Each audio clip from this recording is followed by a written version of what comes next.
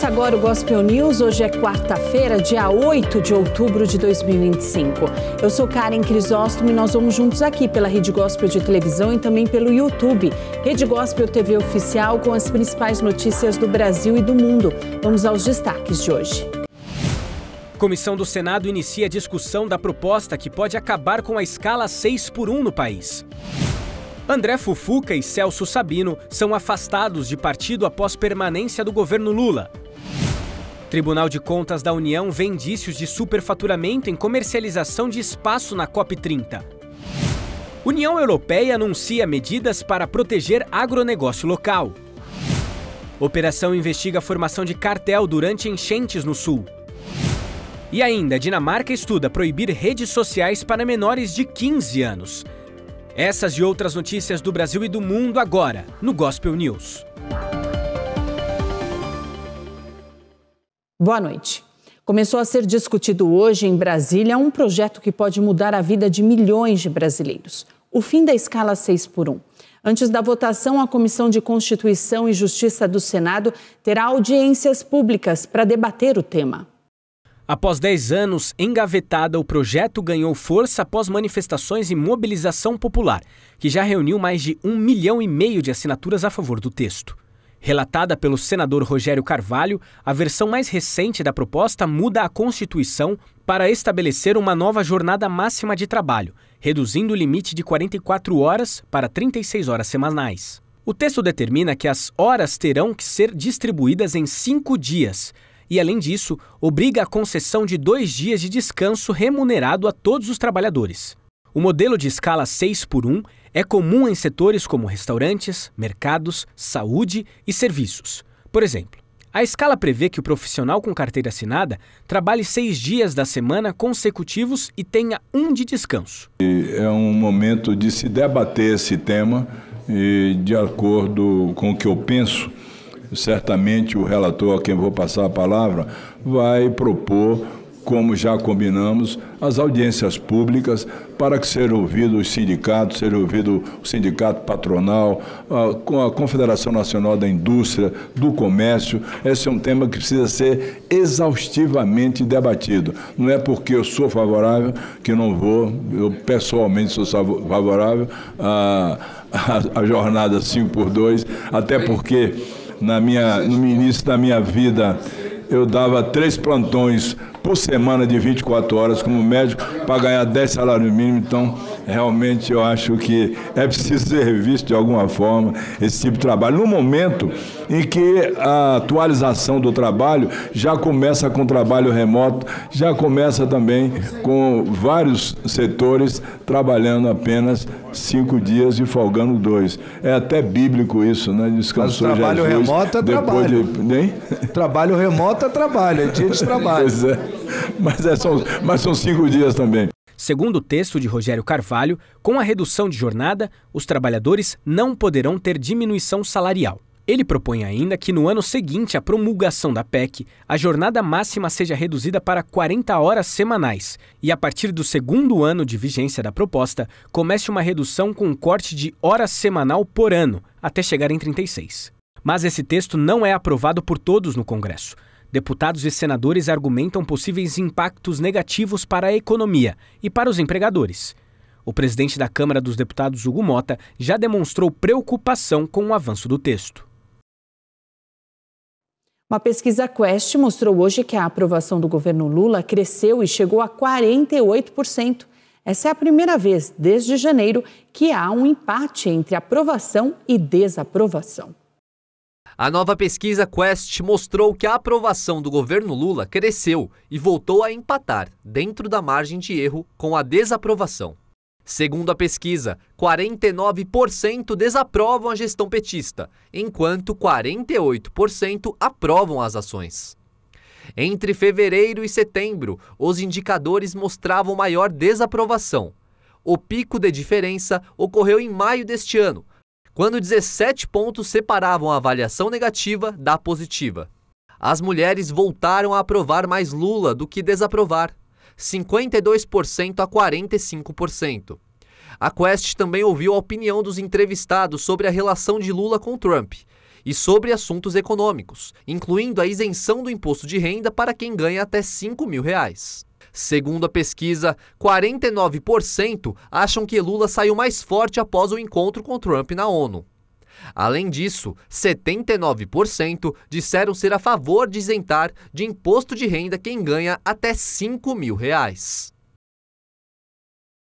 O presidente do Progressista, Ciro Nogueira, anunciou hoje o afastamento do ministro dos Esportes, André Fufuca, do partido.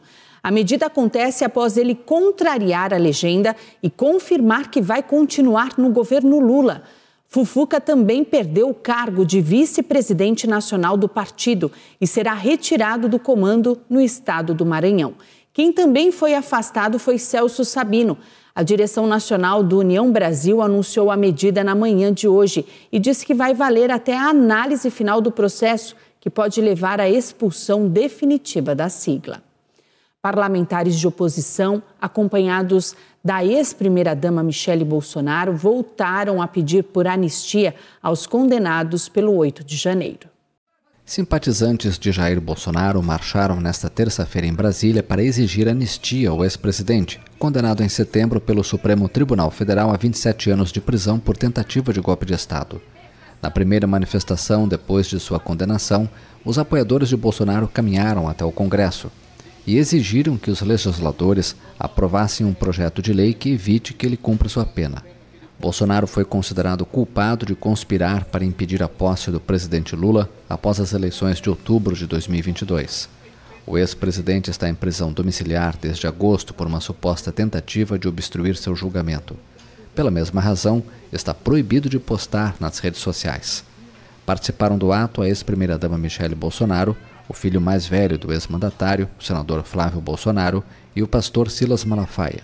Em fins de setembro, a Câmara dos Deputados aprovou o regime de urgência para o projeto de anistia, que beneficiaria Bolsonaro e seus apoiadores condenados pelos atos de 8 de janeiro de 2023 contra a sede dos três poderes em Brasília. Mas essa iniciativa perdeu impulso após protestos contrários em diversas cidades do país. Em sua versão mais recente, o projeto contempla apenas uma redução de pena e ainda não há data para sua votação. O ex-presidente também sofreu um revés no plano internacional nesta segunda-feira com a conversa telefônica entre seu grande aliado, o presidente americano Donald Trump, e Lula.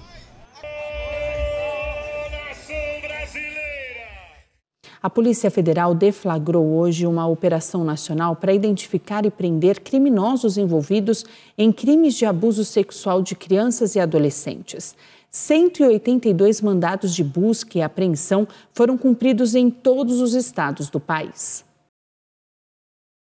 Segundo informações, durante a manhã desta quarta, 3 vítimas foram resgatadas. Os resgates aconteceram no Amazonas e em Santa Catarina. Ao longo do dia, mais de 50 pessoas foram presas em flagrante e 2 adolescentes apreendidos. Coordenada pela Polícia Federal, a operação integra os esforços nacionais de combate aos crimes cibernéticos que violam a dignidade sexual de crianças e adolescentes.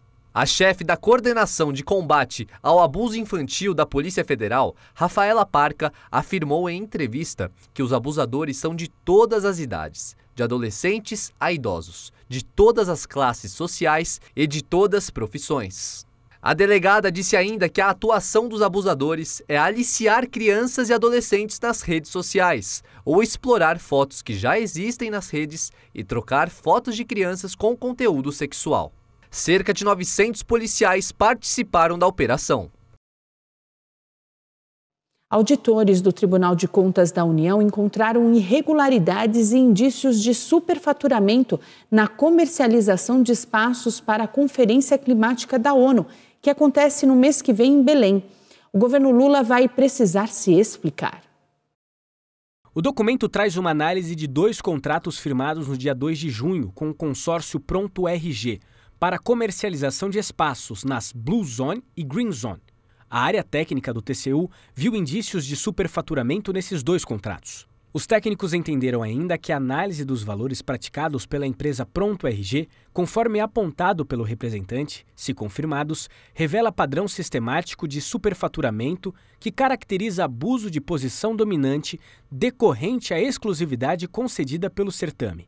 O texto afirma que, diante da gravidade das irregularidades e da necessidade de esclarecimentos, mostra-se indispensável a oitiva da Secretaria Extraordinária. Em uma outra alegação, o TCU aponta indícios de subsidiação cruzada e superfaturamento.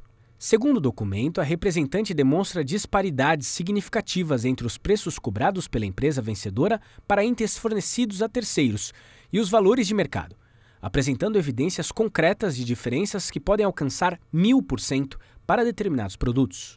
Na lista divulgada, o TCU mostra que uma cadeira que possui valor de mercado de R$ 150 foi comercializada por R$ 1.650, representando sobrepreço de 1000%. Um outro item chamou a atenção. Uma impressora multifuncional com valor de mercado de R$ 400 é oferecida por R$ 3.000. Caberá ao ministro Bruno Dantas suspender ou não os contratos e determinar ou não que o governo se manifeste. O principal negociador dos terroristas do Hamas declarou que o grupo quer garantias do presidente dos Estados Unidos e também dos países patrocinadores de que a guerra vai terminar de uma vez por todas. O principal negociador do Hamas, Khalil al-Hayya, declarou nesta terça-feira, durante as conversações indiretas com Israel no Egito, que o grupo quer garantias do presidente americano Donald Trump e dos países patrocinadores de que a guerra terminará de uma vez por todas. Não confiamos na ocupação nem por um segundo, afirmou o meio de comunicação egípcio Al-Qahera News, em referência a Israel. Ao longo da história, a ocupação israelense não cumpriu suas promessas e experimentamos isso 2 vezes nesta guerra. Portanto, queremos garantias reais, acrescentou Khalil, acusando Israel de violar 2 vezes o cessar-fogo no atual conflito. Os diálogos de paz sobre Gaza estão sendo realizados na cidade turística egípcia de Sharm el-Sheikh. As negociações continuam em Sharm el-Sheikh entre a delegação israelense e a delegação do Hamas com participação regional, e a delegação americana se juntará amanhã. As negociações estão em andamento e estamos envidando todos os esforços para chegar a compromissos que garantam um fim desta guerra brutal.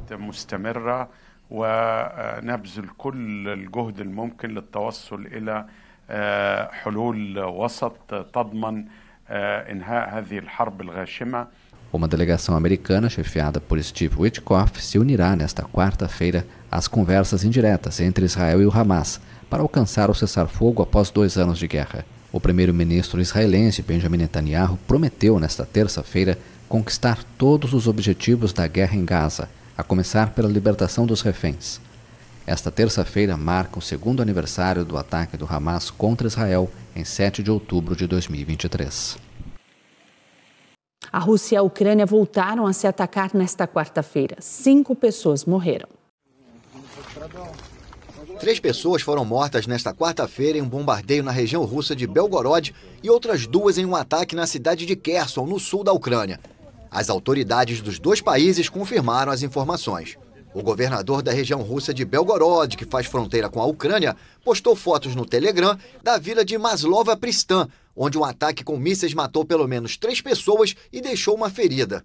Vyacheslav Gladkov afirmou que algumas vítimas podem estar presas sob os escombros. Os militares russos anunciaram ter neutralizado 53 drones ucranianos em 9 regiões, principalmente no oeste do país. No lado ucraniano, o governador de Kherson, Oleksandr Prokudin, relatou que 2 idosos morreram em um ataque de soldados russos. As tropas ucranianas libertaram esse centro urbano em novembro de 2022, após 6 meses de ocupação de Moscou, mas o exército russo continua bombardeando a cidade desde então.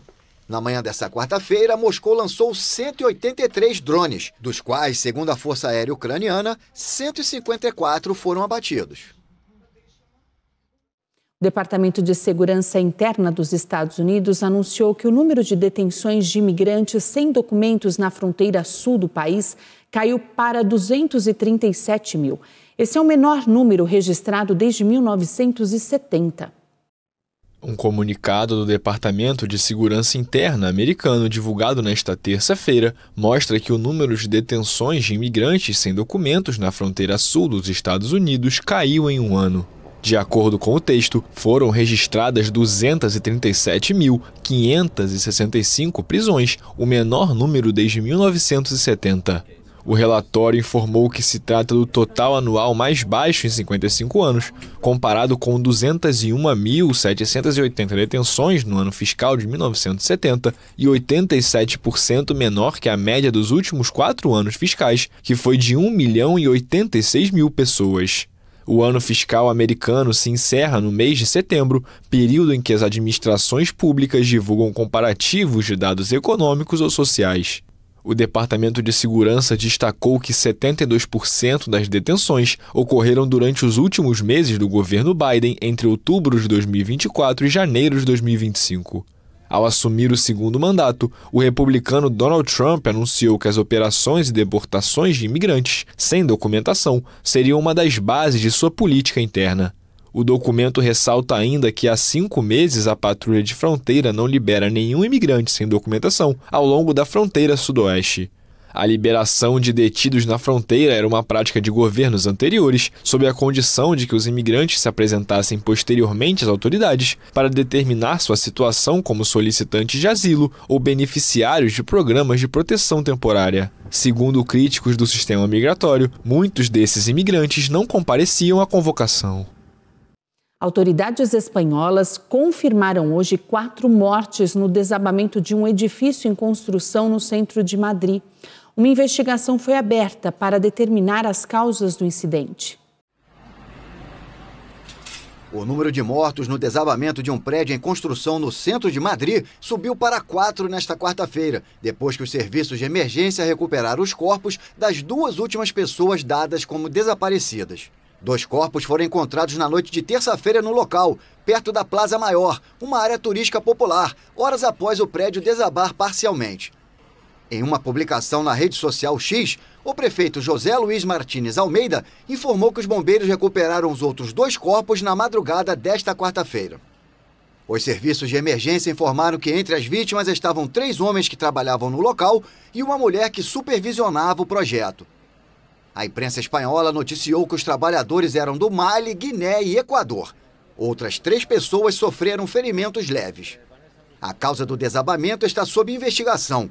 O prédio, um antigo bloco de escritórios, estava sendo convertido em um hotel. Registros da prefeitura mostram que a licença para o projeto foi concedida em fevereiro.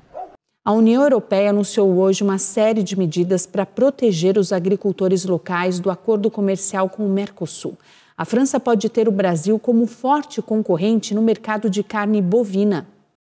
Em uma tentativa de acalmar as preocupações dos agricultores europeus sobre o acordo de livre comércio com o Mercosul, a União Europeia anunciou uma série de medidas nesta quarta-feira.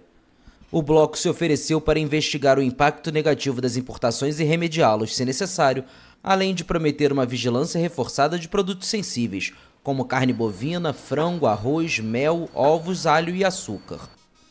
O movimento faz parte de uma estratégia para tentar obter o sinal verde da França, principal oponente do há muito aguardado acordo entre os blocos europeu e sul-americano. No ano passado, União Europeia e Mercosul concordaram em criar a maior zona livre de comércio do mundo, com uma população combinada de cerca de 700 milhões de habitantes, e Bruxelas iniciou o processo de ratificação do tratado entre os países membros em setembro. A França rejeita há anos o projeto por considerá-lo uma ameaça à sua produção de carne bovina, aves, açúcar e biocombustíveis, além de solicitar medidas de proteção adicionais.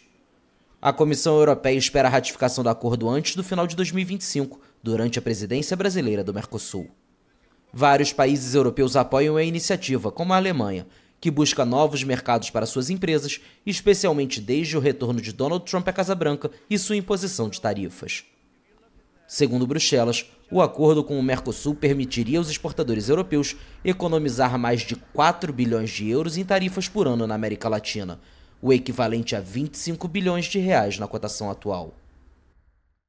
O ouro voltou a brilhar no mercado internacional. O metal ultrapassou pela primeira vez a marca histórica de $4.000 por onça, impulsionado pela instabilidade econômica global e pelo temor dos investidores. O preço do ouro ultrapassou nesta quarta-feira os $4.000 por onça pela primeira vez. O metal precioso era negociado a $4.001,11 por onça no comércio matinal na Ásia, acumulando alta de mais de 50% no ano. Os investidores recorreram ao ouro diante da expectativa de um corte nas taxas de juros nos Estados Unidos, da turbulência política na França e da incerteza econômica global. Usado na joalheria, na indústria e como reserva de valor, o ouro sempre foi considerado um porto seguro, por preservar seu valor intrínseco. Em agosto de 2020, o metal superou a marca dos $2.000 por onça, em meio à pandemia de Covid-19. O presidente do Equador, Daniel Noboa, sofreu um atentado no sul do país. Ele saiu ileso do ataque. 5 pessoas foram presas. A ministra do Meio Ambiente do Equador, Inês Manzano, afirmou nesta terça-feira que o presidente equatoriano Daniel Noboa saiu ileso de um ataque a tiros contra o veículo em que viajava pelo sul do país, em meio a protestos indígenas contra seu governo. Essas imagens publicadas nas redes sociais pela presidência supostamente mostram manifestantes atacando o comboio do presidente. Segundo a ministra, a polícia prendeu 5 pessoas. Há 5 pessoas que foram detidas pela polícia. Elas serão processadas, ou melhor, serão indiciadas por flagrante delito de terrorismo.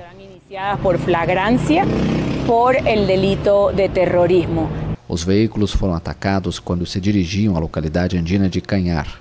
Noboa participou posteriormente de um ato em Cuenca, onde criticou o ocorrido.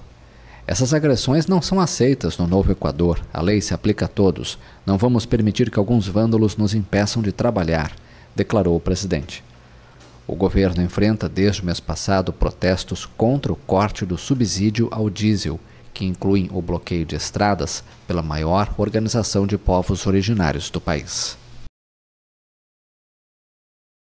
Uma reportagem especial de hoje mostra a vida das mulheres latinas americanas que sofrem exploração sexual na Albânia. A maioria delas foi atraída pela promessa de ganhar dinheiro. Essas mulheres latino-americanas viajaram para o outro lado do mundo em busca de um futuro melhor. Uma da Venezuela e a outra da República Dominicana. Ambas atraídas para a Albânia com a promessa de ganhar muito dinheiro com a prostituição e uma possível porta de entrada para a Europa. Mas foram exploradas e acabaram sendo detidas. Arribado aqui el 29 de novembro. Cheguei aqui no dia 29 de novembro e me prenderam no dia 5 de dezembro em Elbasan. Vim aqui para trabalhar para mim mesma? Não, vim para trabalhar para outra pessoa. Para mim? Não, eu arribado aqui para laborar a outra pessoa. Algumas das vítimas nem sabem, quando chegam à Albânia, que ser trabalhadora sexual nesse país é ilegal. Eu não sabia que tinha um código penal que era ilegal. Eu não sabia que havia um código penal que era ilegal. Eu não sabia disso, porque senão eu não teria vindo para cá ou teria ido embora. Eu não teria passado tanto tempo na prisão por trabalhar. Tanto tempo em prisão por el trabalho. Me mandou uma chica que não conheço. Uma garota que eu não conheço me indicou por telefone. Eu nunca conheci. Ela me recomendou aqui na Albânia e foi assim que eu vim parar aqui. Que eu cheguei aqui. Essa semana, a Polícia Internacional desmantelou uma rede altamente organizada que explorava mais de 50 mulheres como elas. De acordo com a Europol, a polícia prendeu 17 supostos traficantes que tinham contrabandeado mulheres latino-americanas para a Albânia e Croácia. No passado, a Albânia era um país de origem. Meninas e mulheres albanesas eram vítimas de tráfico e prostituição em outros países. Hoje estamos testemunhando uma mudança significativa nessa tendência, com a Albânia deixando de ser um país de origem e se tornando um país de trânsito e residência para estrangeiros, que chegam aqui de diversas maneiras, tanto legais quanto ilegais. Nos primeiros 6 meses de 2025, a polícia albanesa abriu 108 investigações sobre suposta prostituição, resultando em operações em casas de massagem, bares e hotéis.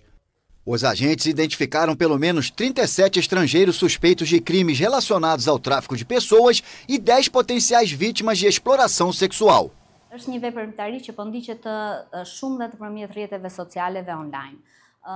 É um negócio próspero que está crescendo nas redes sociais.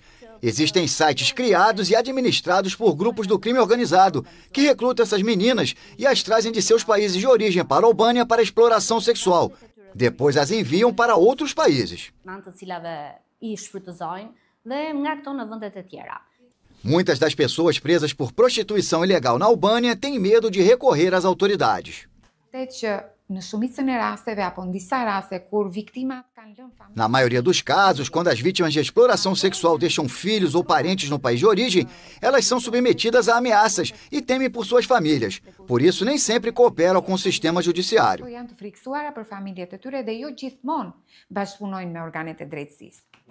Especialistas observam que, fortalecidas pelo alcance global do crime cibernético, as redes estão usando a Albânia como ponto de trânsito para explorar mulheres de outras partes do mundo. A polícia também percebeu um aumento no número de vítimas e suspeitos da América Latina. Alguns grupos criminosos administram a rede do exterior, alimentando uma cafetinagem internacional, que torna cada vez mais difícil processar os traficantes. Fortes chuvas associadas ao tufão Mátimo provocaram enchentes sem precedentes no norte do Vietnã. As autoridades locais confirmaram hoje 8 mortos. Chuvas recordes inundaram ruas e casas no Vietnã nesta quarta-feira, deixando dezenas de milhares de pessoas isoladas. O Ministério do Meio Ambiente relatou 8 mortos em deslizamentos e enchentes repentinas no norte montanhoso do país desde segunda-feira. Outras 5 pessoas estão desaparecidas. O exército mobilizou 30 mil soldados e milhares de embarcações para operações de resgate. 3 helicópteros lançaram mais de 4 toneladas de água, mantimentos e coletes salva-vidas em áreas alagadas. Segundo a imprensa estatal, entre terça e quarta-feira, o país registrou os maiores níveis de inundação em 3 rios do norte em quase 40 anos. Em Lang Son, mais de 200 famílias tiveram que ser retiradas para abrigos depois que uma barragem, parte do reservatório de uma hidrelétrica, se rompeu, deixando prejuízos estimados em quase 2 milhões de dólares.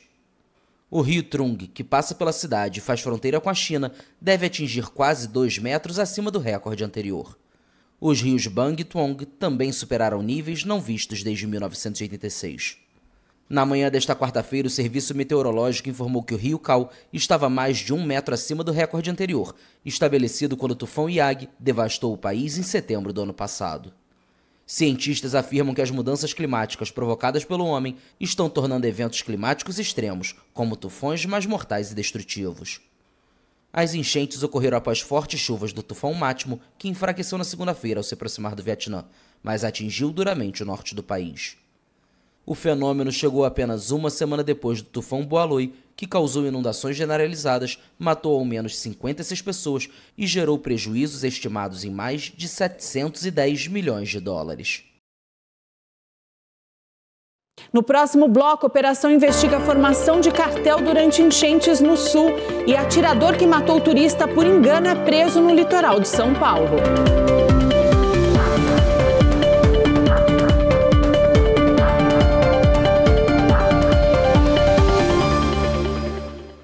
Familiares de vítimas da violência urbana se reuniram no Rio de Janeiro para protestar contra a lei chamada de gratificação faroeste.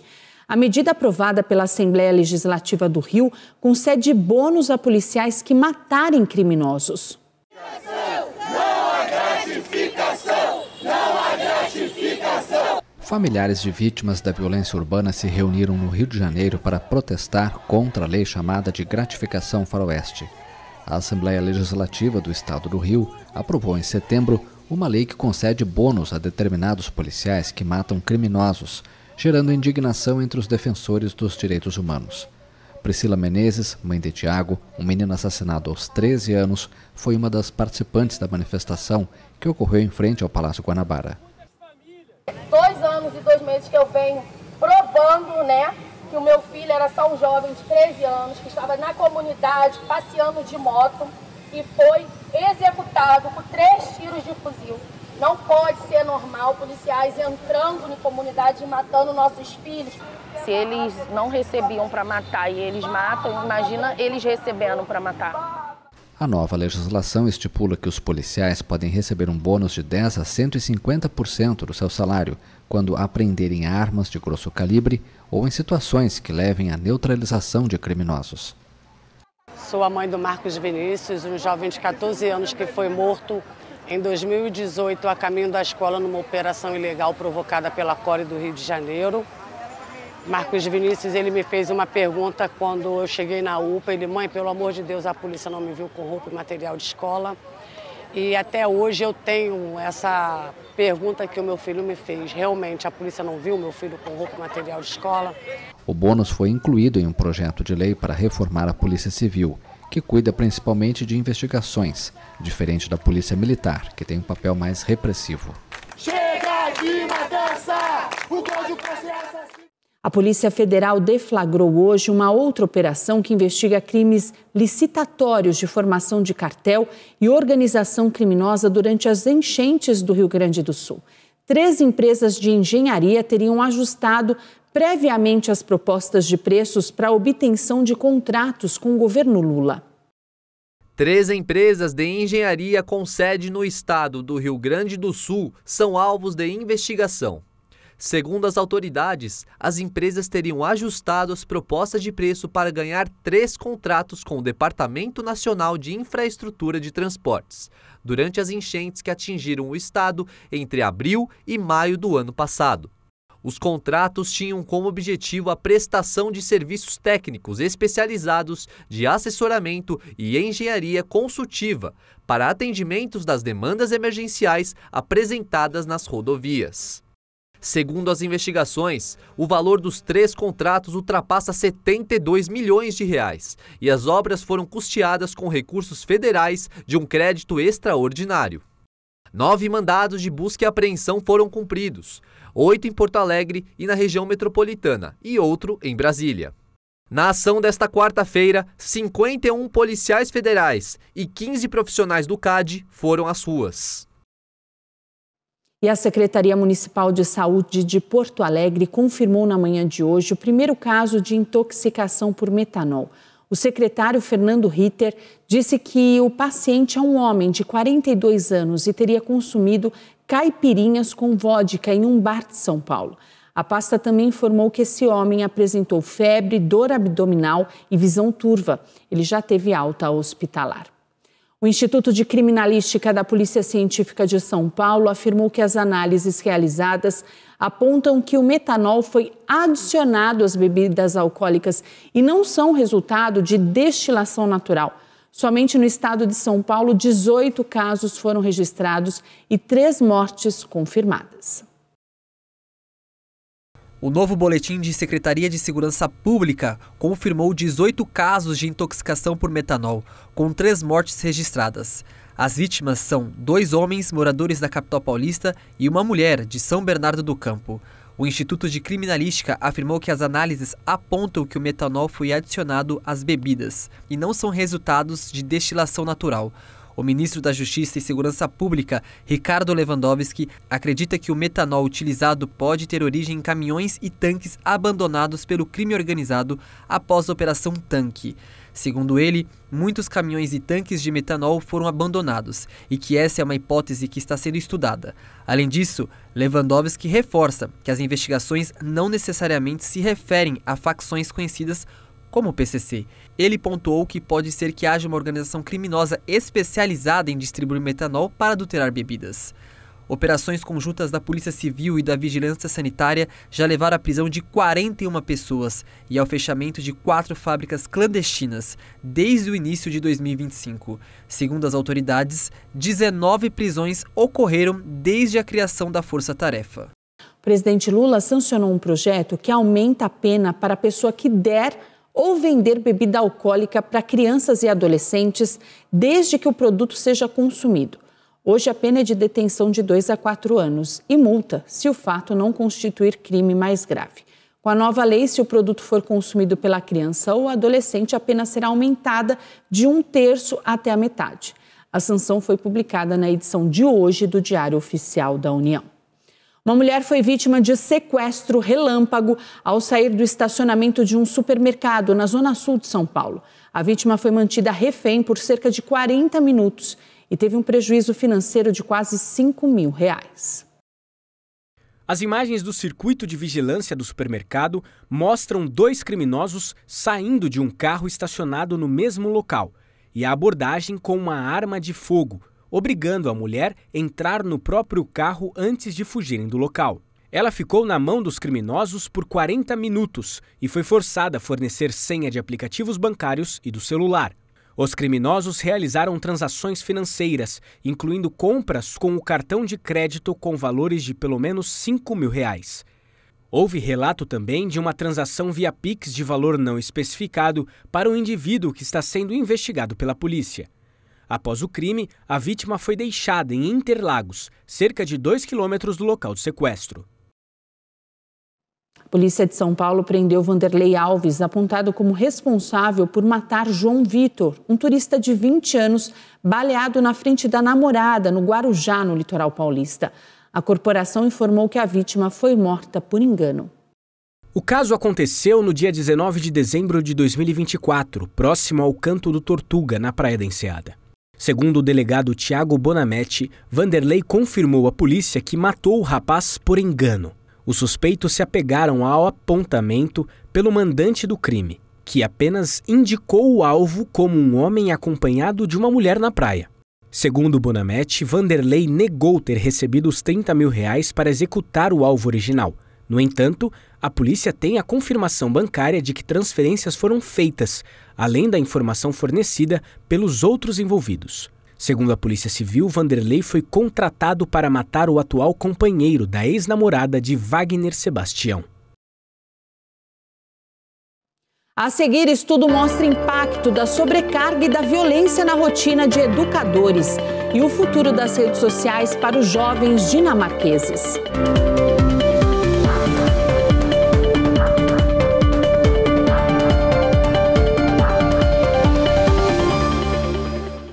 Uma pesquisa da Faculdade de Saúde Pública da USP mostrou que mais de 60% dos professores municipais da cidade de São Paulo se afastaram por problemas de saúde no último ano e que mais de 80% tiveram algum transtorno mental.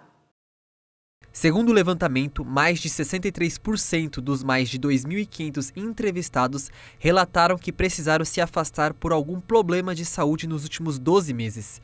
Pressão alta, diabetes, problemas ortopédicos, respiratórios e de coluna foram as doenças mais comuns.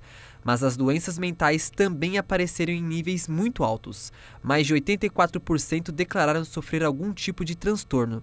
Desses, 37% têm ansiedade, 7% burnout e 4% sofreram depressão. A pesquisa foi coordenada por Luciana, doutoranda da Faculdade de Saúde Pública da USP. Ela afirma que é extremamente necessário cuidar de quem cuida e educa, e que a sobrecarga de trabalho incide sobre a vida e a saúde do profissional. O levantamento apontou também que 62,5% dos entrevistados disseram ter sido vítimas de algum tipo de violência no último ano. A violência verbal e a intimidação foram as mais comuns, mas também há registros de roubos, furtos e agressões físicas. 3 cientistas levaram hoje o Nobel da Química. Eles desenvolveram estruturas chamadas de metalorgânicas, que podem ser usadas para recuperar a água do ar do deserto, capturar dióxido de carbono e armazenar gases tóxicos. O japonês Susumu Kitagawa, o jordano-americano Omar Yagi e Richard Robson, nascido no Reino Unido, ganharam nesta quarta-feira o Prêmio Nobel de Química pelo desenvolvimento das chamadas estruturas metalorgânicas. Em um comunicado, o júri da premiação afirmou que essas construções, denominadas estruturas metalorgânicas, podem ser usadas para recuperar água do ar no deserto, capturar dióxido de carbono, armazenar gases tóxicos ou catalisar reações químicas. Um grupo de 9 mulheres partiu da França em um veleiro rumo à Amazônia para chamar a atenção à crise climática. A travessia faz parte de um projeto que deve durar várias semanas até a chegada à COP30, em Belém do Pará. Esse é o l'esprit d'équipe, em português, o espírito de equipe. O veleiro partiu nesta quarta-feira da comuna francesa de Frossé para uma nova aventura. A tripulação, formada pela ativista ambiental francesa Camille Etienne e outras 5 militantes francesas e belgas, acompanhadas de 3 navegadoras, vai cruzar o Atlântico rumo à COP30, a Conferência Climática da ONU, que vai acontecer entre 10 e 21 de novembro em Belém do Pará. O objetivo para mim é recolocar a questão climática no topo da agenda. Ela desapareceu completamente, tanto do debate público quanto das decisões políticas. Só nos últimos 6 meses na França, tivemos um retrocesso em mais de 43 medidas ambientais. Se for preciso atravessar o Atlântico de barco com 9 mulheres, e isso puder atrair ao menos um pouco de atenção para essa questão vital e crucial para o futuro da humanidade, então nós faremos isso. Eu embarco como militante feminista, justamente para trazer essa perspectiva feminista às questões climáticas. É importante lembrar que 80% das pessoas deslocadas por razões climáticas são mulheres e meninas. Queremos falar sobre isso e oferecer um símbolo forte. A viagem tem uma escala prevista nas Ilhas Canárias antes de seguir rumo à cidade amazônica. Quando vemos que a maior potência mundial, os Estados Unidos, tem um presidente que há uma semana na cúpula da ONU disse que a mudança climática era uma conspiração, acho que este não é o momento de abandonar o campo. Não queremos deixar cadeiras vazias nem ceder espaços aos negacionistas climáticos e seus aliados das indústrias fósseis. Estamos nos matando aos poucos. A humanidade está literalmente se auto-envenenando. E mesmo assim, vejo esse tema perder importância. O trajeto deve durar várias semanas e pode ser acompanhado pelas redes sociais do Women Wave Project. Patinadores da Rússia, China e Coreia do Norte se apresentaram no Festival Internacional de Patinação Artística de Pyongyang. Atletas da Rússia, China e Coreia do Norte brilharam ao se apresentar no Festival Internacional de Patinação Artística em Pyongyang. A exibição fez parte das comemorações do 80º aniversário da fundação do Partido dos Trabalhadores norte-coreano. O país comunista é uma das nações mais isoladas do mundo. Pyongyang é regularmente criticada por grupos de direitos humanos por suas políticas repressivas e pela proibição da dissidência.